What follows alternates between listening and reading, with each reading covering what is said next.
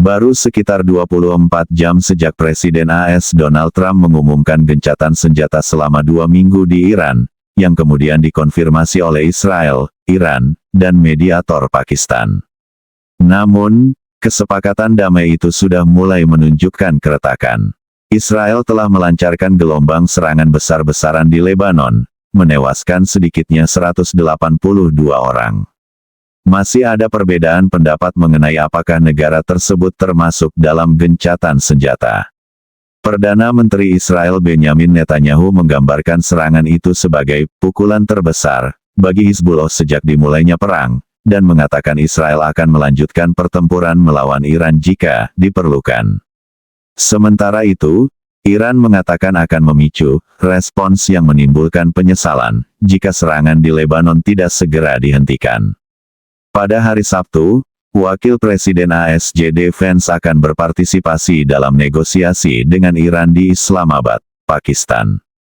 Salah satu poin penting yang akan menjadi sumber perselisihan adalah pelayaran di Selat Hormuz, jalur maritim di Teluk Persia yang sangat penting bagi pasokan minyak dan bahan bakar global. Iran menyatakan bahwa kapal-kapal akan ditargetkan dan dihancurkan jika mereka melewati wilayah tersebut tanpa izin.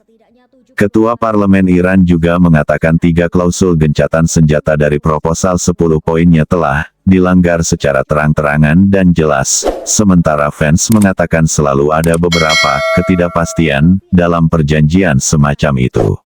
Anda sekarang bertanya-tanya seberapa berkelanjutan gencatan senjata yang lebih luas ini. Israel menggembar-gemborkan keberhasilan menghantam 100 target dalam waktu 10 menit di Lebanon pada hari Rabu. Iran mengancam akan membalas jika serangan tersebut tidak dihentikan. Presiden Trump mengindikasikan bahwa Israel tidak melanggar ketentuan kesepakatan Iran yang telah ia buat, menyebut Lebanon sebagai konflik terpisah. Sekadar mengingatkan, 1.500 orang telah tewas di Lebanon dalam 6 minggu terakhir, termasuk 130 anak-anak, dan lebih dari 1 juta orang telah mengungsi.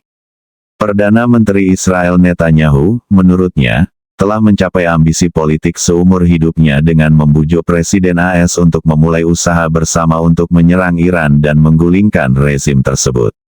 Malam ini dia harus membantah anggapan bahwa dia baru mengetahui pada menit-menit terakhir bahwa Presiden Trump mundur dan menghentikan serangan terhadap Teheran. Ia juga bersumpah bahwa Israel akan siap untuk melanjutkan perang dengan Iran, jika diperlukan. Para politisi oposisi mengatakan bahwa ia telah gagal dalam tujuan perangnya, tidak diundang ke meja perundingan, dan hanya menciptakan Iran yang lebih pendendam, lebih bertekad dari sebelumnya untuk membangun senjata nuklir.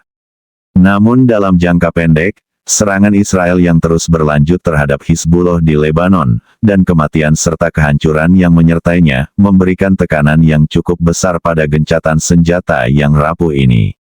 Israel menggambarkannya sebagai gelombang serangan udara terbesar dalam konflik ini, menghantam lebih dari 100 tempat yang disebutnya sebagai pusat komando dan situs militer Hizbullah dalam waktu 10 menit. Pinggiran selatan Beirut, Lebanon Selatan, dan lembah Bekaa Timur semuanya menjadi sasaran. Kementerian Kesehatan Lebanon mengatakan setidaknya 182 orang tewas, jumlah yang kemungkinan akan meningkat, dan 890 orang terluka. Di lokasi serangan udara terbesar di Beirut, beberapa jam kemudian, petugas penyelamat masih mencari di antara bangunan-bangunan yang rusak.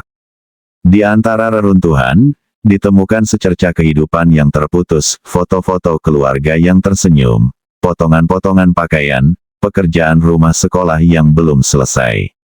Ada banyak potongan tubuh di sini. Hanya manusia yang dirugikan. Apa yang harus dilakukan orang-orang? Kata orang di Lebanon itu.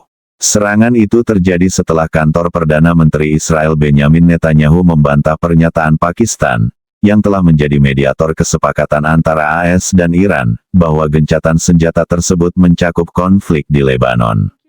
Di Washington, Sekretaris Pers Presiden AS Donald Trump, Caroline Leavitt, juga mengatakan bahwa Lebanon bukan bagian dari kesepakatan tersebut. Hezbollah, yang belum mengklaim serangan apapun sejak kesepakatan itu diumumkan, mengatakan bahwa kelompok tersebut berhak untuk membalas dan memperingatkan keluarga pengungsi untuk menunggu pengumuman gencatan senjata resmi sebelum mencoba kembali ke rumah. Kepresidenan Lebanon mengatakan akan melanjutkan upaya untuk memasukkan Lebanon dalam perdamaian regional. Eskalasi terbaru dalam konflik yang telah berlangsung selama beberapa dekade antara Hizbullah dan Israel meletus ketika kelompok tersebut menembakkan roket ke Israel sebagai balasan atas pembunuhan pemimpin tertinggi Iran, Ayatollah Ali Khamenei, pada tahap awal perang, dan sebagai tanggapan terhadap serangan Israel yang hampir setiap hari terjadi di Lebanon yang terus berlanjut meskipun ada gencatan senjata yang disepakati pada November tahun 2024.